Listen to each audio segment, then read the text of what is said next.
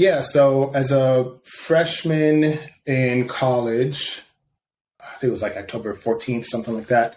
Um, I I dealt with trying to find the easiest way to talk about this. Um, I dealt with a lot of mental health issues growing up because of some of the things that I was enduring in Minneapolis. And because of that, by the time I got to college, I'd already been depressed for, 7, 8 years, like a big chunk of my childhood. My father was a bit more absent than I would have liked for him to have been earlier on. Just rebuilding that friendship over the last few years, frankly.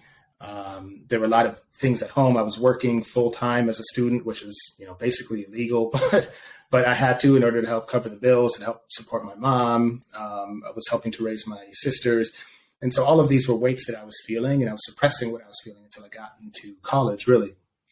And the one thing that made me feel good was service, was giving back to others. And so by the time I got to college and I was on my own and I didn't have as many of the familial pressures, as many, I still had them in some capacities, I got involved in all the student organizations, too many, frankly, to the point where I got too busy and I was now, just like burying myself and hiding from, truths by burying myself in service.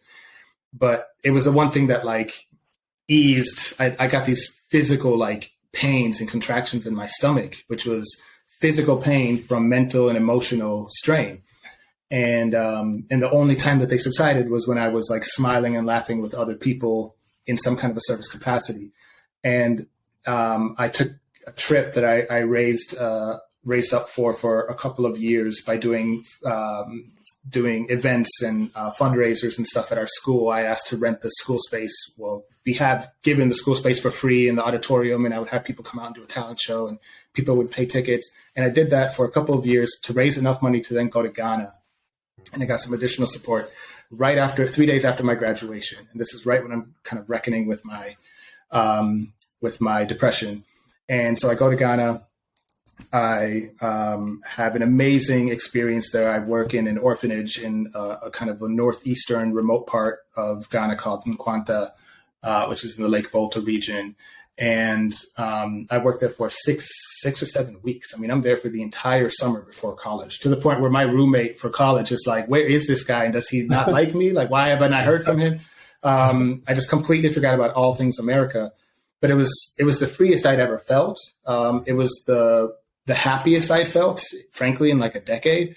And so I thought about what is it about this that, that is important to me, but also, these kids who comparatively, here I am kind of woe is me, and these kids comparatively, and it's not a comparison, but, just to lean into that for a second, they have nothing compared to me. Right. Mm-hmm. And yet they are as happy as can be.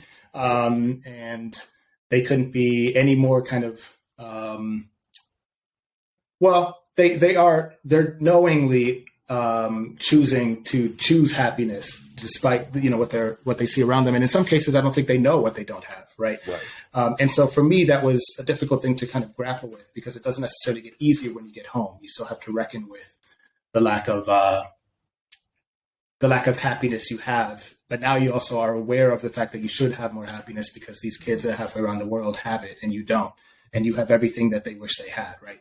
And so I'm kind of racking my mind around that. And so when I get to college, I lean into service organizations and all of that. I end up starting a nonprofit organization completely naively. I did it as a freshman. I filled out an application online. I was doing that on a Wednesday night instead of doing my homework. I remember being up till like 2 or 3 in the morning. A few days later in the mail, I get this, kind of notice, the articles of incorporation that say, hey, here's your organization. And I start leading that for a few years. Initially, it's kind of volunteer-based, which I eventually canceled because it ended up feeling too much for a lot of folks. Like it was kind of volunteerism. It's another resume check mark. And like for me, that was never a consideration. I just want to go and be present and serve. But it's a very Americanized way of thinking about it. It's a very, very Westernized way of thinking about it. It makes us feel good to go and serve other people who don't have as much. It's not actually benefiting them in any real way because it's only done through a charitable lens. And so I started thinking more about sustainability lens.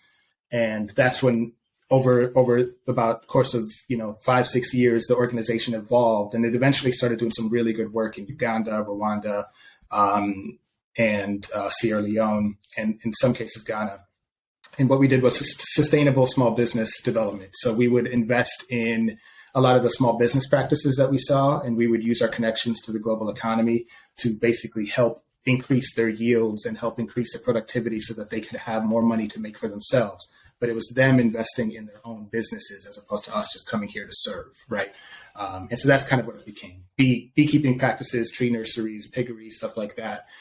We would basically say, hey, what do you need? Okay, let us go back, fetch a lot of these resources and come back, give you these things. And now they could increase their yields 4 times, what they were, stuff like that. So that's kind of where that became. And then I Speak was kind of a coalition in Chicago of folks coming together to change news cycles. This is, again, the height of kind of 24-hour news cycles and Twitter and stuff like that. And Chicago was and continues to be picked on all the time, unnecessarily and unfairly so, inaccurately so, for its violence, right? And so